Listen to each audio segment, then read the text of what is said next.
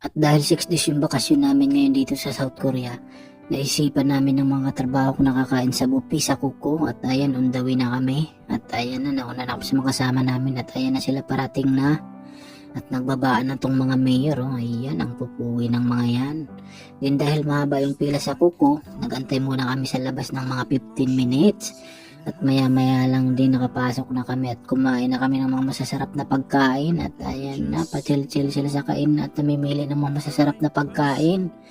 At ayan ang himagas na ng mga prutas. At ayan, busog na ang mga yan at magbabayad na kami sa counter. Ayan, ang pupuwi ng mga yan. At eto, naglalandian sa labas. At isipan naming maglakad lang papunta ng E-Mart Traders para matagtag yung mga kinain namin. Ayan, malayo-layo lang din yung nilakad namin. At ayan, nakarating kami ng E-Mart Traders kasi naisipan nitong si Glenn Cornejo na bibili ng tools niya. At ayan, nakabili na kami. Ayan na, ang laki niyon.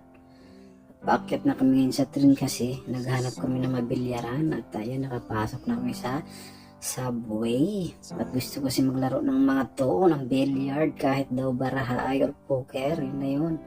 Meron akong kaibigan dito na investor sa Bitcoin. Ayan, oh, babagsak na daw yung Bitcoin, sabi niya. At andyan naman si Carp nagpapaganda. Ayun, at sexy yan, yun yung pinakamaganda sa grupo. Ayun naman yung mga gamit. At dito nakahanap pa kami ng bilyari. Isa lang.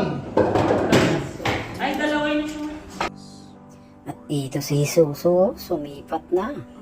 At titirahin niya na yung bola niya. At ayun, hindi naman pumasok. Okay, next, si Cornejo. Yan si Cornejo, nag-champion na yan sa Dubai. Magaling yan. Titira na yan. Ayun, shoot. Pagkatapos namin dito, uwi yan na.